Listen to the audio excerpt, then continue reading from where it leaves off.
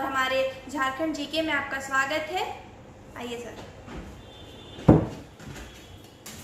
Jharkhand general knowledge में आज current affairs पर बात करेंगे और करंट अफेयर्स में बहुत सारी चीज़ों की जानकारी देंगे एक एक करके, जो आने वाले जेपीएससी और जेएसएससी के जितने एग्जाम में, खास करके जेएसएससी, सीजीएल और एक्साइड और बहुत सारे परीक्षा होने वाले सभी में आपका काम आएगा।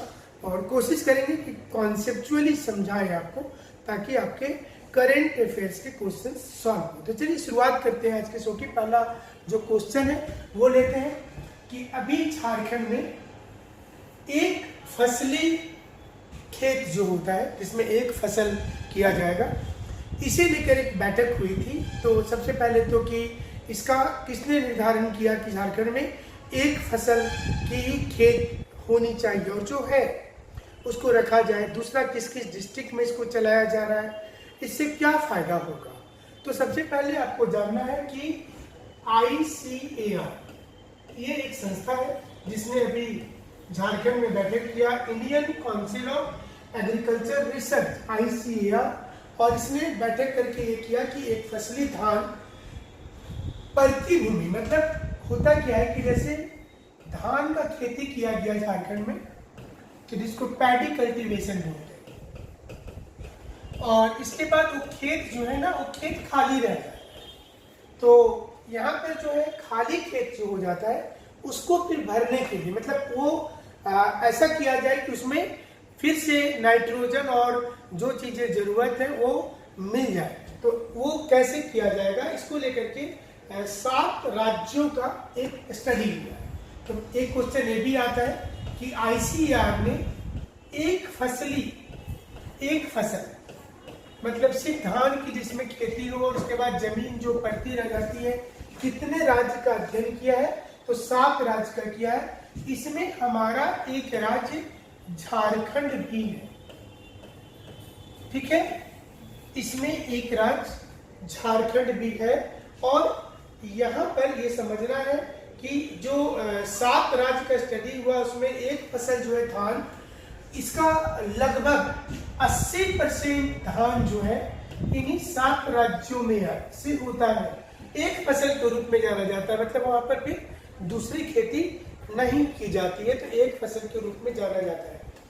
तो एक फसल जो है झारखंड में रांची में ये शुरू किया गया है। रांची पहला जाने कि ये सिस्टम रांची, और दूसरा सिंहभूम में दोनों जिला, ईस्ट सिंहभूम और ईस्ट सिंहभूम बोले तो जमशेदपुर, और वेस्ट सिंहभूम मतलब चाईबासा। तो ये दोनों जगह पर शुरुआत हुआ है। और इसके साथ साथ अगर आप देखेंगे तो ये हजारीबाग, गुमला, साहिबगंज, देवघर भी शुरुआत किया गया है। हजारीबाग, गुमला, साहिबगंज और साहिबगंज के अलावा अगर आप देखते हैं तो गुमला में, और देवघर, पलामू, दुमका और धनबाद, इतने जिले हैं झारखंड के। देवघर, पलामू, दुमका और धनबाद। तो किस किस राज्य में एक फसली योजना शुरू की गई है झारखंड का, जिसमें एक ही फसल का खेती किया जाएगा। और फसल कौन सा है, वो फसल है निश्चित रूप से चावल। तो अब आपके दिमाग में ये आएगा कि ये ऐसे राज्य हैं जहां पर सिर्फ धान एक सीजन में होता है, जैसे कि हमारा झारखंड तो है ही, इसके अलावा बंगाल है, उड़ीसा है, बिहार है और छत्तीसगढ़ है। तो इतने राज्यों में जो है इसकी खेती की जा रही है। छत्तीसगढ़, झारखंड, पश्चिम बंगाल, उड़ीसा और बिहार में किया जा रहा है। तो बेसिकली ये क्या है कि जब धान की खेती करते हैं तो उसके बाद एक उसी सीजन में क्या किया जाता है कि आपको दलहन में दलहन होगा, तिलहन होगा, जो मस्टर्ड वाले होते हैं, सरसों होता है, अलसी होता है, ये जो सेफोला ऑयल मार्केट में आता है ना, कुसुम का तेल है तो वो सारी चीजों की खेती करेंगे। तो नाइट्रोजन फिक्सेशन बैक्टीरिया जो राइजोबियम होता है, ये भी जनरल नॉलेज की चीज है, वो मिट्टी में चला जाएगा और इससे ज्यादा खेती जो होगी वो अच्छी से अच्छी खेती हो पाए। अब आप देखिए, इसके साथ एक चीज और समझना है कि झारखंड का नामकुम प्रखंड का जो है चेनी विलेज, ये ध्यान रखिएगा, झारखंड में नामकुम ब्लॉक का चेनी, जो चेनी विलेज है, चेनी गांव, उस चेनी गांव में इसकी शुरुआत की गई है झारखंड में ये वाली खेती की। इसके लिए रिसर्च किया जा रहा है रांची के नामकुम के चेनी में। तो एक तो ये याद रख लेंगे चेनी को। इसके अलावा दूसरा जो याद रखना है आपको, वो रखना छत्तीसगढ़ का जैसपुर प्रखंड का जो है कंडोरा विलेज है। तो यहाँ भी किया जाए ना, बिहार में गया का टेकारी। तो ये 3 ऐसे स्थान है जहां पर ये खेती की जा रही है। तो ये तीनों स्थान में खेती की जाएगी तो ज्यादा बेहतर होगा आपके लिए में। तो पहले तो बिहार में बक्सर में होता था, और इसको क्रॉप रोटेशन वाली जो सिस्टम होती है, मल्टी क्रॉप रोटेशन, उसमें भी ये सिस्टम को किया जाता रहा है। तो ये उम्मीद करते हैं कि ये वाली जीके आपको पसंद आई होगी, क्योंकि ये करेंट अफेयर्स वाला जीके है। चावल की खेती झारखंड में सबसे ज्यादा हो रहा है, और चावल की खेती वहाँ पर होता है जहाँ 100 से 125 सेंटीमीटर का रेनफॉल होता है और जलोढ़ मिट्टी होती है। एलुवियल सॉइल के इलाके में इसकी खेती की जाती है। तो ये भी आपके हिसाब से ये भी ज़्यादा इम्पोर्टेंट है। तो चलिए दूसरा करंट अफेयर्स में चलते हैं। सेकेंड करंट अफेयर जो है आज का, और वो सेक्शन रहेगा कि देखिए इन दिनों हेल्थ की समस्या में देखिएगा सारे लोग परेशान हैं, और झारखंड उसमें जो रैंकिंग आई है पेट निकलने का जो समस्या है, और इसमें झारखंड बेस्ट में, मतलब सबसे कम लोगों का पेट जो है वो झारखंड में निकला हुआ है। जाहिर सी चीज है कि हमारे यहाँ पहाड़ पर्वत है, और उसमें जो है एनर्जी लूज होता है, तो वो 20% से भी कम लोग जो है झारखंड में। ICAMR और इंडिया बी, ये किसने किया है? Indian council of medical research और दूसरी संस्था है जिसका नाम है इंडिया बी। इसने मिलकर के एक सर्वे किया, और सर्वे में ये डेटा आया कि भारत के किस राज्य में लोगों का ज्यादा पेट जो है वो बाहर निकल जाता है। तो इसमें झारखंड का सबसे कम में आया है, सिर्फ 20% ही। सभी राज्यों में वहाँ के 25% से ज्यादा लोगों का पेट बाहर निकला हुआ है, लेकिन झारखंड थोड़ा सा चुस्त दुरुस्त में आता है, यहाँ पर 20% से भी कम है।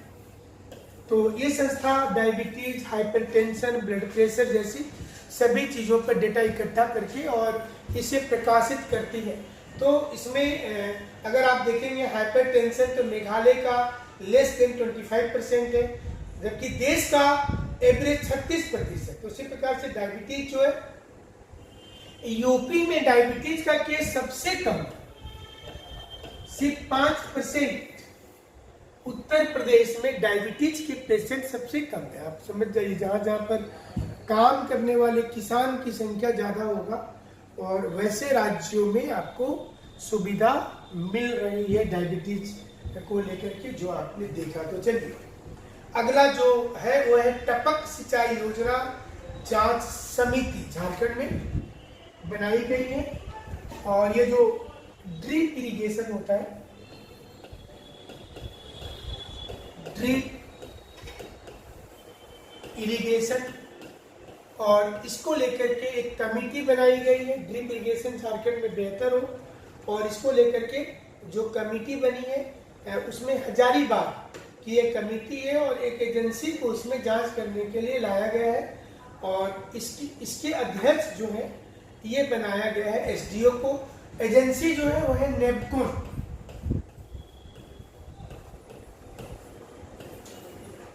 नेपकॉन के द्वारा काम किया जाता है। SDO की अध्यक्षता में एक कमेटी बनी है जो ये देखेंगे, और ये हजारीबाग में,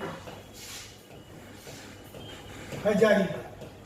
तो ये देखेंगे कि जो ड्रिप इरिगेशन सिस्टम है वो झारखंड में कहाँ तक अपनाया गया। ड्रिप इरिगेशन उन राज्यों में विकसित हुआ है जहाँ पर पानी की किल्लत है, और ये इजराइल से लिया हुआ टेक्निक है, जहाँ पर पानी की किल्लत को लेकर के ड्रिप और स्प्रिंकल इरिगेशन को यूज में लाया गया है और ये दोनों इरिगेशन जो है वो बेटर करने के लिए झारखंड में भी शुरुआत किया गया था, लेकिन ये उतना सक्सेस नहीं हो पाया हजारीबाग क्षेत्र में। तो इस कंपनी ने कितना काम किया इसकी जांच करने के लिए एसडीओ की अध्यक्षता में एक कमेटी बनाई गई है। तो ये टपक सिंचाई योजना जो है उसको लेकर के एक कमेटी है, टपक सिंचाई योजना का। तो ये समिति बना है और उसने जो रिपोर्ट दी वो गलत दी, सही दी, इसको जांच किया जा रहा है। तो इसके बाद चलते हैं बिरसा हरित ग्राम योजना में, जो करेंट इवेंट में अगला टॉपिक है। बिरसा हरित ग्राम योजना हर गांव में एक समिति बना करके बिरसा हरित ग्राम योजना को सक्सेस करने के लिए किया गया है और जिसमें 23,700 एकड़ जो है इसके तहत कितना जमीन एक्वायर किया जा रहा है, 23,700 एकड़ जमीन जो है 23,700 एकड़ का इतने एरिया में प्लांटेशन किया जा रहा है, इतने क्षेत्र में जो है पेड़ लगाया जा रहा है। और पेड़ लगाने के माध्यम से ये बताया जा रहा है कि अगर पर्यावरण नहीं होगा तो कैसे होगा और इसे कब शुरू किया जाता है। बिरसा हरित योजना जो है ये हर साल इसकी शुरुआत होती है at the time of arrival of monsoon. आप ऐसा जानते हैं कि इस बार झारखंड में मानसून लगभग 10 से 15 दिन डिले हुआ है। 2018 के बाद ये सबसे ज्यादा डिले है मानसून का। 2018 के मानसून डिले है और मानसून डिले का क्या कारण हो सकता है, क्या आपको लगता है कि जो मानसून डिले होगा उसका कारण क्या है? तो इसका कारण है कि जो बिरसा हरित ग्राम योजना भी चलाया जा रहा है यहाँ पर, और कारण ये है एल नीनो का इफेक्ट। एल नीनो एक गर्म जलधारा है जो पेरू के तट पर होता है, पैसिफिक ओशन में, और वहाँ का गर्म पानी जो है वो सदर्न ओसिलेशन में इंडियन ओशन में आता था और वो जिस वर्ष रुक जाता है उस वर्ष डिलेइंग इन द मानसून होता है। कारण है कि इस बार भी झारखंड में जो 10 से 15 जून का स्ट्राइकिंग रेट है झारखंड का, वो इस बार तकरीबन लगभग वो 15 दिन डिले हो रहा है। हालांकि 2018 में सबसे डिले मानसून झारखंड में आया हुआ है, वो लगभग 22 से 24 दिन डिले हुआ था 2018 में। 2022 में भी थोड़ा डिले हुआ, लेकिन इस बार भी डिले ज्यादा हो गया। एक कारण इसका ये भी है कि मानसून के पहले जो प्री मानसून रेन होता था वो अब नहीं हो पा रहा है, तो ये भी एक कारण है। चलिए, 7th एशियन जो है वो कराटे चैंपियनशिप काठमांडू में होगा, जिसमें झारखंड के 4 कितने खिलाड़ी गए हैं। जो काठमांडू नेपाल में ताइक्वांडो वाला कराटे चैंपियनशिप हो रहा है, उसमें झारखंड के 4 खिलाड़ियों का चयन हुआ है। 4 ऐसे खिलाड़ी हैं जो झारखंड के वहां गए हैं। ये जो बुद्ध मार्शल आर्ट है उस वहां के ये चारों खिलाड़ी जो है राई, समृद्धि, पांडे और धीरज, ये सभी लोग वहां गए हैं और इसमें बुद्धा मार्शल आर्ट के से जुड़ा हुआ है जोया, फातिमा और कौशिकी। ये तमाम लोगों को वहां भेजा जा रहा है झारखंड के। इसमें 4 खिलाड़ी हैं। तो ये सभी खिलाड़ी जो है ये सभी लोग काठमांडू जा रहे हैं और काठमांडू जो जाने का पर्पस है और ये पर्पस है कि वहां पर जाकर के ये ज्यादा से ज्यादा मेडल जीत पाएंगे। तो जो इंडिया की नेशनल टीम गई है उसमें 4 प्लेयर जो है वो झारखंड से गए हुए हैं। इन प्लेयर का नाम है जोया, फातिमा, कौशिकी और समृद्धि। ये 4 प्लेयर यहाँ गए हैं। नेक्स्ट जो करेंट इवेंट है वो है झारखंड का बुजुर्ग जो है, बुजुर्ग को लेकर के भी एक सर्वे आया है। और झारखंड में हालांकि ऐसा माना जाता है कि जापान में औसत आयु सबसे ज्यादा है लोगों का, और जापान के लोग सबसे ज्यादा दिन तक जिंदा भी रहते हैं। तो 2021 में झारखंड में 8.4% बुजुर्ग थे, 8.4% जो ओल्ड एज है झारखंड में। ओल्ड एज पॉपुलेशन 60 प्लस जो है उनकी संख्या 8.4% है झारखंड में। और ये अगर हम लोग देखें तो ये 2036 में कितना हो जाएगा झारखंड में, ये कितना हो जाएगा 12.36%। झारखंड के टोटल पॉपुलेशन में ओल्ड एज पीपल की संख्या ये हो सकता है। तो ये आपको बता दें कि अभी तक देश में अगर आप देखेंगे तो वर्तमान में जो देश की आबादी में अगर देखेंगे तो 10.5% है टोटल बुजुर्ग, और जो 2036 में पूरे देश में है वो लगभग 39% के आसपास हो जाएगा। केरल में 16.5% लोग बुजुर्ग हैं, 16.5% लोग केरल में है, और लगभग इससे थोड़ा सा कम है तमिलनाडु। तो तमिलनाडु दूसरे नंबर पर है। और डेटा अगर हमारे पास आ जाता है तो हमारी टीम है हमारे साथ में यहाँ पे, और देखते हैं कि तमिलनाडु का क्या डेटा ये हमें दे पाते हैं। और डेटा आ गया है 13.7%। ये तमिलनाडु का डेटा है, कितने बुजुर्ग वहां पर है। झारखंड में 8.4% है, इसलिए ये झारखंड करंट अफेयर्स के लिहाज से अगर देखेंगे तो ये चीजें इम्पोर्टेंट है यहाँ पर। और ये देखिए बुजुर्ग का अगर आप देखिएगा तो 1,13,000 लोग इनकम टैक्स देते हैं अभी भी, और आमदनी, शिक्षा और हेल्थ में बुजुर्ग की बहुत बड़ी भागीदारी है। 22-23 में भारत में अभी भी 60 प्लस वाले जो है 1,13,000 लोगों ने इनकम टैक्स रिटर्न फाइल किया है। भारत में 5% के आसपास ही लोग रिटर्न फाइल करते हैं, तो 5% में ही पूरा देश का इंफ्रा बन रहा है, पूरा देश जो है उसी से चल रहा है। तो सोचिए कि कितना बड़ा बात है, कितने कम लोग भारत में जो इनकम टैक्स देते हुए। इसके बाद आते हैं जूनियर हॉकी एशिया कप, जिसमें इंडिया ने साउथ कोरिया को हराया। झारखंड का क्या रोल है इसमें? India beat South Korea. ये जूनियर हॉकी एशिया कप में झारखंड की कोई थी क्या? दीपिका सोरेन, महिमा टेटे और रोपनी कुमार, ये 3 प्लेयर झारखंड की। दीपिका सोरेन,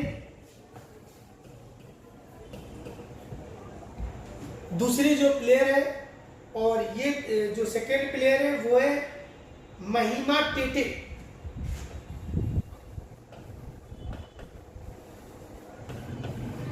महिमा टेटे, और जो तीसरी प्लेयर है वो है रोपनी कुमारी। आप अगर खूंटी और सिमडेगा जाएंगे तो काफी हॉकी हमारी बच्चियां खेलती है झारखंड की, और काफी नाम है इनका। जूनियर हॉकी एशिया कप, जिसमें इंडिया ने साउथ कोरिया को हराया है। जापान में एक गेम हुआ था।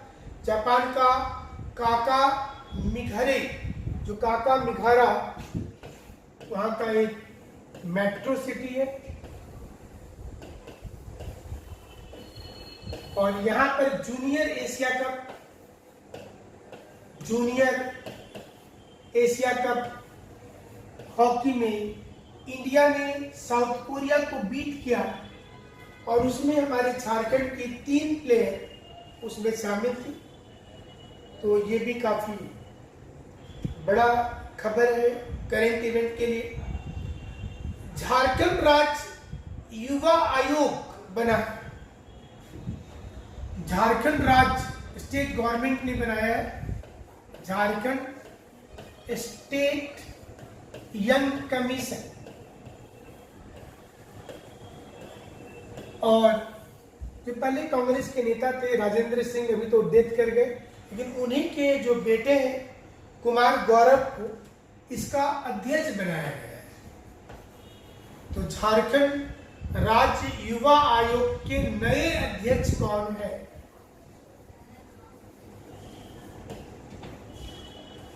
कुमार गौरव। नए अध्यक्ष कुमार गौरव। अभी हाल में ही झारखंड के कुछ शहर में पिंक बस शुरू किया गया। मालूम है क्यों शुरू किया गया था, किसके लिए किया गया था? तो इसकी शुरुआत रांची से हुई है, जहां पर यूनिवर्सिटी में, अलग अलग यूनिवर्सिटी में पिंक बस सेवा जो है उसकी शुरुआत की गई है। और जो पिंक बस सेवा है उसमें महिलाओं को सिर्फ लेकर चला जाएगा। तो रांची में ट्रैफिक की समस्या बहुत है, देखते होंगे। तो कॉलेज ने, रांची यूनिवर्सिटी, श्यामा प्रसाद यूनिवर्सिटी और यूनिवर्सिटी ने मिलकर के पिंक बस लाया है यहाँ पर। और ये गर्ल्स के लिए शुरू हुआ है रांची में, कि जो यहाँ की महिलाएं को दिक्कत नहीं हो तो पिंक बस का वो आनंद ले सकते हैं।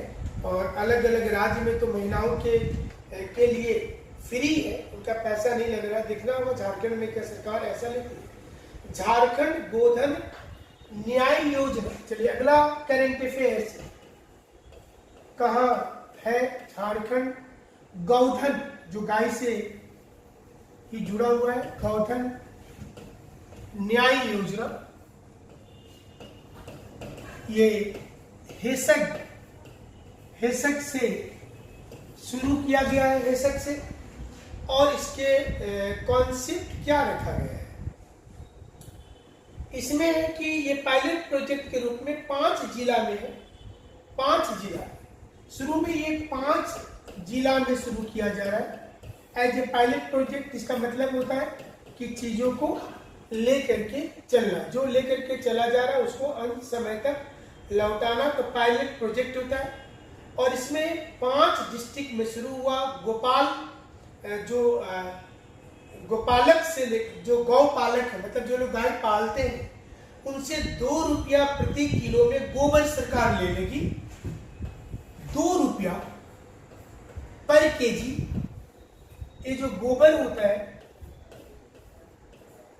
गोबर गैस में मीथेन होता है, तो गोबर जो है वो सरकार परचेज करेगी।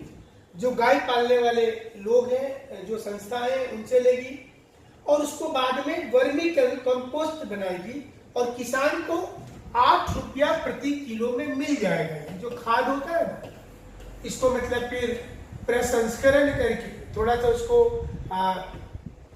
प्रोसेसिंग करके और वर्मी कंपोस्ट बनाएंगे। तो किसानों को ऐसे नाइट्रोजन, यूरिया और वो सब लेने में काफी महंगा पड़ता है। ये महंगा नहीं पड़ेगा और इसमें 8 रुपया में किसान को दे देंगे। तो ये गोधन योजना की शुरुआत की गई है। योजना से 504 लाख मीट्रिक टन गोबर जो है वो उसको नाइट्रोजन बना देंगे। जैसा आप जानते हैं कि नाइट्रोजन जो है खेती के लिए बहुत अच्छा है। सबसे पहले सरकार ने झारखंड गोधन जो न्याय योजना है, शुरुआत कहां से किया है? तो हेसक से किया है। ये है क्या? तो इसमें जो गोबर है वो गवर्नमेंट 2 रुपया किलो में लेगी और उसको प्रोसेसिंग करके 8 रुपया किलो में फिर वो सेल कर देगी, उसको बेचेगी। तो ये गोधन योजना है। तीसरा कि जो ये कैसा प्रोजेक्ट है और कितने जिले में चलाया जा रहा है? ये 5 जिले में चलाया जा रहा है। ये पायलट प्रोजेक्ट है। तो इससे 2 फायदा होगा। तो किसान गाय पालने की दिशा में आगे आएंगे और उनको जो गाय जब वो पालेंगे तो दूध तो है ही है, लेकिन उनके गोबर से उनकी इनकम होगी और इनको दोहरा लाभ होगा। ये जो किसान है वो जो नाइट्रोजन, यूरिया, फॉस्फेरस इंडिया में एनपीके खरीदा जाता है वो महंगा मिलता है। तो हमारे किसान भाइयों के लिए बहुत अच्छा है कि वो वर्मी कंपोस्ट खरीद लेंगे और भारत सरकार 2 रुपया में तो आपसे ले रही है। और आपको खाद दे रही है। तो जो गाय का गोबर का आपको टेंशन है उसको प्रोसेस करके दिया जा रहा है, तो आपका वो अच्छा खाद बन जाएगा। तो इसकी भी शुरुआत हुई है और इसका वेलकम करना चाहिए झारखंड सरकार का कि इन्होंने इतना ध्यान दिया है इस क्षेत्र में।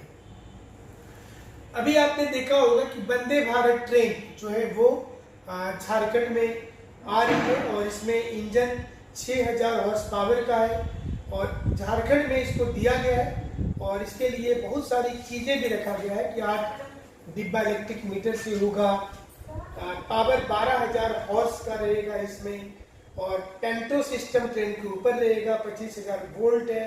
तो बहुत सारी चीज़ें हैं और अगर ड्राइवर भी चाहे तो अगर टेलर काम करना छोड़ देगा तो उसका फायदा ड्राइवर जो है तुरंत बॉगी को कट कर सकता है, अलग कर सकता है। वंदे भारत झारखंड से भी शुरू हो रहा है, रांची से। हाल में शहादत दिवस मनाया गया बिरसा मुंडा जी का। तो बिरसा मुंडा जी का शहादत दिवस कब मनाया जाता है, आप बता सकते हैं कब मनाया जाता है? और सही उत्तर होगा 9 जून। बिरसा मुंडा जी का शहादत दिवस 9 जून को मनाया जाता है और 9 जून को शहादत दिवस होता है। ऐसा माना जाता है कि उनको हैजा दिया गया था, लेकिन हमने पहले भी बताया कि अंग्रेज जो थे वो इतने नाराज थे बिरसा मुंडा से कि उन्होंने उनको जहर दे दिया था, ऐसा मानते हैं। 25 वर्ष की आयु में और उसके बाद उनके शव को जला दिया था। देखिए मुंडा में शव को दफना करके पत्थर रखा जाता है जिसको शासन बोलते हैं और यहाँ पर मुंडा जी के जो शव था भगवान बिरसा मुंडा का, उनको जला दिया था। डिस्टिलरी पूल है रांची के ऊपर में, वहीं पर इनको जला दिया था। तो शहादत दिवस में रैली निकलती है जो आप रांची लालपुर में जो आप देखेंगे कि जेल मोड़ के पास जेल पार्क में ही उनकी समाधि स्थल से पहले वाली यात्रा जिसको जेल में दिया गया था, तो मुश्किल से 4x4 का भी कमरा वो होगा जिसमें उनको रखा जाता था। लेकिन अभी भी उसकी जो रख रखाव है सरकार का वो बेहतर नहीं है, मतलब वो नहीं टूरिज्म में डेवलप कर पाई हमारी झारखंड की सरकार, चाहे वो पुरानी हो नई हो, जो होना चाहिए था। बाकी राज्यों में वहाँ के स्वतंत्रता सेनानी और वहाँ पर जिनको पूजा किया जाता है, भगवान के रूप में जिनको पूजते हैं, उनके लिए सरकार ने जितनी सुविधाएं दी हैं, टूरिस्ट प्लेस विकसित किया है, वो थोड़ा सा लैक करता है हमारा झारखंड। तो इसको भी बेहतर करने की जरूरत होगी हमें लगता है। और कुछ नई चीजें भी हैं कि एक घर बंधु पत्रिका है और इसमें ये जिक्र लिखा था कि षड्यंत्र किया गया था। जे कैरेबियन के अध्यक्षता में बिरसा मुंडा जी के मौत पर बहुत सारे सवाल उठे थे। एक कमेटी बनी थी, कमेटी का नाम था जे कैरेबियन कमेटी और इस कमेटी ने जांच में बताया था कि बहुत सारे षड्यंत्र हुए हैं उनके लिए। बिरसा मुंडा जी को जिस बैरक में रखा जाता था वो बैरक है बैरक नंबर 4, जेल का बैरक नंबर 4, जहां पर बिरसा मुंडा जी को रखा गया था। भगवान बिरसा को उस जेल के अंदर जो बैरक नंबर 4 है और कैप्टन विल्किंसन ने बाद में उस पहले जो कैप्टन विल्किंसन थे, उस जेल का निर्माण कौन करवाया था? जो न्यूक्लियस मॉल के सामने जेल पार्क के पास जो जेल है, वो जेल का निर्माण करवाया था कैप्टन विल्किंसन। कैप्टन विल्किंसन ने उस जेल का निर्माण करवाया था और जिसमें बिरसा मुंडा जी को यात्रा देकर के मार दिया गया और उनको जहर दे दिया गया था। 25 एकड़ में भगवान बिरसा मुंडा स्मृति उद्यान और 5 एकड़ में संग्रहालय बनाया गया है। 25 फीट ऊंची मूर्ति, ये भी आपको ध्यान रखिएगा बिरसा मुंडा जी की। जब आप उस पार्क में जाएंगे तो 25 फीट ऊंची मूर्ति मिलेगी। राम सुतार के निर्देशन में बिरसा मुंडा जी की जो मूर्ति आप देख रहे हैं वो राम सुतार के निर्देशन में बना है। वो वाली मूर्ति जो है वहां पर राम सुतार ने उसको बनाया और बिरसा मुंडा के सभा का जो नारा होता था वो होता था होयो दुदुगर हिजुताना राहड़ी को छुपाई पे।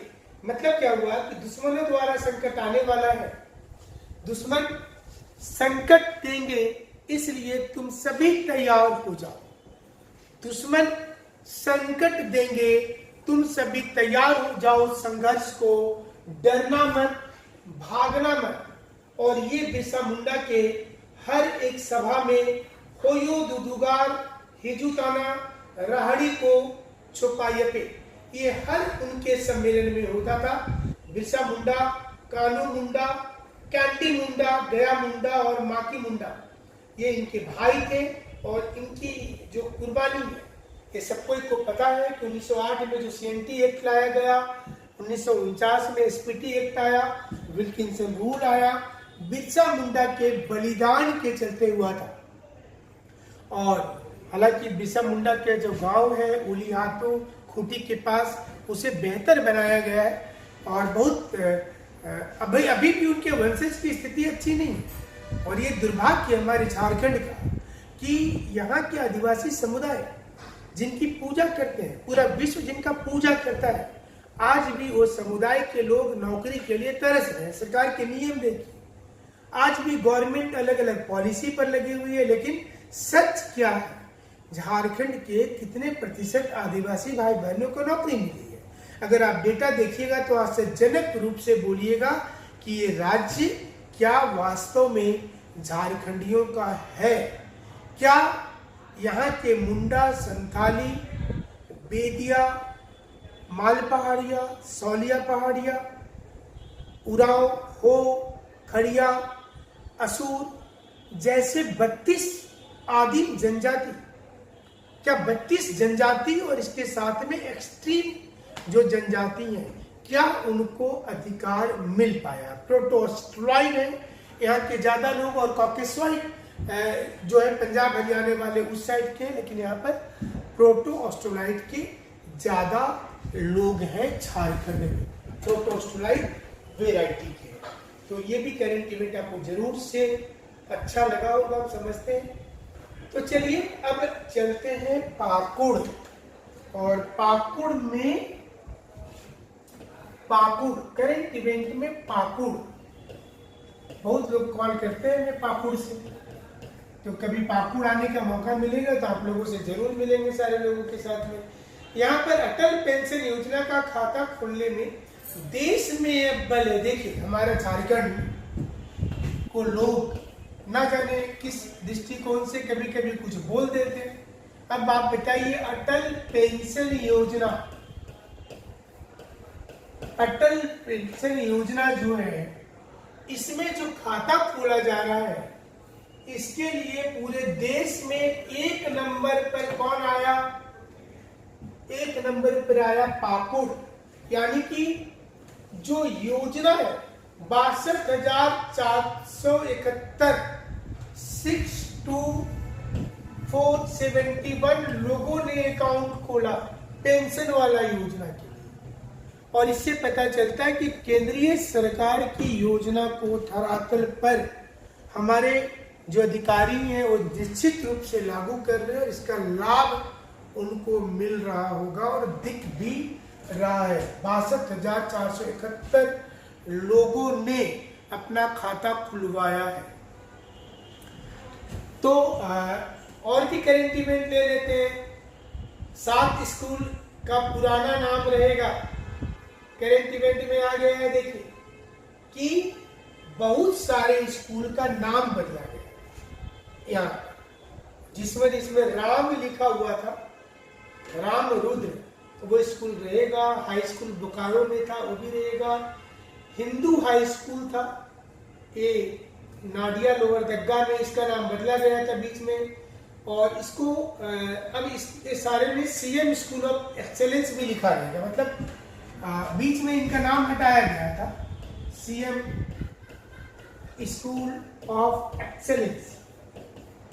बहुत सारे राज्यों में हम देखते हैं कि राम के नाम से आपत्ति हो जाती है। कभी कभी कोई मंत्रियों की बैठक में जैसे राम आ जाता है तो टेंशन हो जाता है। बट सभी का, हमारा संविधान बोलता है सभी धर्म का समावेश। भारत में जितना सेक्युलरिटी है इतना तो हमें नहीं लगता कि किसी दूसरे राज्य में होगा, किसी दूसरे देश में होगा। तो अगर आप देखेंगे तो यहाँ पर हर धर्म को, हमारा संविधान जो है वो सभी धर्म को लेकर के चलने के लिए बोलता है और सेक्युलरिज्म की बात करता है।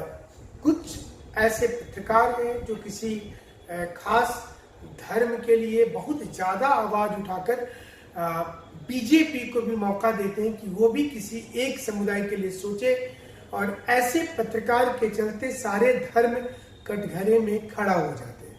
और ऐसे पत्रकार इन दिनों बड़े बड़े चैनल से निकल गए हैं और यूट्यूब चैनल में हमारे साथ अलग अलग नाम से चल रहे हैं। तो ये नाम जो बदल रहा था, इसमें सीएम स्कूल ऑफ एक्सेलेंस जो है वो नाम रखा गया है, और जो लोहरदगा में हिंदू स्कूल का नाम बदले जाने वाले था उसको नहीं बदला जा रहा है, उसको रखा जा रहा है उसी रूप में। और राम रुद्र जो है, बहुत सी मीडिया ने लाया था कि नाम बदल रहा है और इसको देखा गया है। अगर आप देखें तो इसके अलावा एक और न्यूज है जो बिरसा भगवान से जुड़ा हुआ है कि भगवान बिरसा का के नाम से जैविक उद्यान जो है ये शुरू हो रहा है अलग अलग स्थान पर। चकला और माझी में भगवान बिरसा जैविक उद्यान नाम है, चकला और माझी में, जहाँ पर एक टंडवा में नई देही के नाम से है, और हीरा नाम का एक लिली हिप्पो भी वहां पर लाया गया है। और उसी जगह पर बुद्धा गार्डन बनाया जा रहा है, सेल्फी पॉइंट की बुद्धा गार्डन, जो ओरमांझी में भगवान बिरसा के नाम से जो पार्क है उसमें बुद्धा गार्डन बनाया गया है और सेल्फी पॉइंट के रूप में विकसित इसको किया जा रहा है। रांची में इन दिनों एक कार्यक्रम चल रहा है, चुप्पी तोड़ो स्वस्थ रहो। आजकल क्या है कि लोग इतने तनाव में हैं कि आप बॉम्बे दिल्ली जाएंगे तो वहां पर लाफ्टर क्लब होते हैं, मतलब आपको पैसा देना है हर मंथ 10,000 रुपये दे करके, और सुबह में 1 घंटे हंसाया जाएगा आपको। इतनी टेंशन है, लोगों की लाइबिलिटी बढ़ गई है, कोई अपना बच्चा से नाराज है तो कोई अपने माता पिता से, कोई समाज से, किसी को इनकम नहीं हो रहा है, किसी को ज्यादा हो रहा है, तरह तरह की जो हाइपरटेंशन है लोगों का ये बढ़ते जा रहा है। तो रांची में एक शुरुआत किया गया है कि चुप्पी तोड़ो, मतलब अंदर अंदर जो आप घुट रहे हैं आप अपने दोस्त बनाइए, आप प्यार कीजिए पर्यावरण के साथ में, आप प्यार कीजिए समाज के साथ में, और अपनी बातों को रखिए।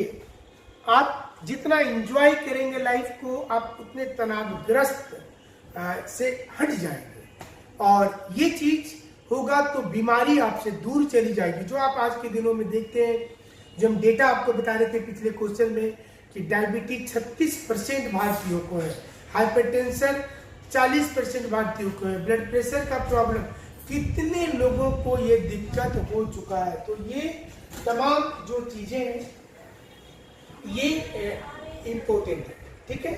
तो चलिए, अच्छा आप जानते हैं क्या कि विधानसभा के अंदर 2022-2023 में कितनी कमेटी बनी थी? 2022 और 2023 में विधानसभा के अंदर कितनी कमेटी बनी है? आप अंदाजा करिए कि कितनी कमेटी बनाई गई होगी, सोचिए। विधानसभा के अंदर कुल मिलाकर, और सही उत्तर है इसका 24 कमेटी बनी। एक साल में अलग अलग मुद्दे का जांच करने के लिए विधानसभा में झारखंड में 2022-23 में 24 कमेटी बनाई गई है, 24 कमेटी, ठीक है। अगला जो करेंट इवेंट है कि नामकुम में जो आपको बताए थे आम महोत्सव चल रहा है, मैंगो फेस्टिवल। कितने प्रकार का आम आप लोग स्वाद चखेंगे, कितने प्रकार का, और सबसे अच्छा आम किसे मानते हैं? तो ये जो फेस्टिवल चल रहा है इसमें 160 किस्म का 160 प्रकार का आम रखा गया। ये फेस्टिवल, ये जो मैंगो फेस्टिवल आम महोत्सव चल रहा है प्लांडू नामकुम में,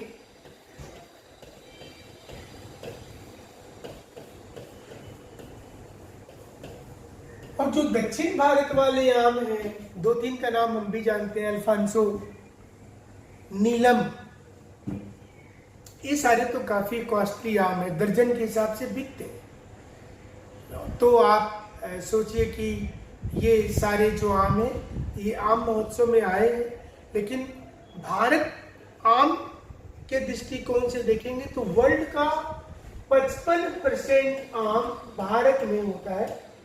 ये ट्रॉपिकल फसल है, मतलब जहां टेम्परेचर 20 डिग्री से ऊपर होना चाहिए उस इलाके का जहां पर मैंगो हो रहा है, और गर्मी के दिनों में तापमान जो है वो 30 से 35 एवरेज होना चाहिए। और जो रहता है, हमारा झारखंड भी इसमें से, पूरी भारत के पूरे सभी राज्य में ऑलमोस्ट आम हो जाता है। और आम के अलग अलग वेराइटी 160 किस्म का वेराइटी जो था वो नामकुम के कहां पर लगा है, वो आम महोत्सव कहां हुआ, प्लांडू में हुआ। प्लांडू का है, नामकुम रांची में है। कितने प्रकार के किस्म लाए गए, 160 प्रकार के किस्म लाए गए। ये कब हुआ?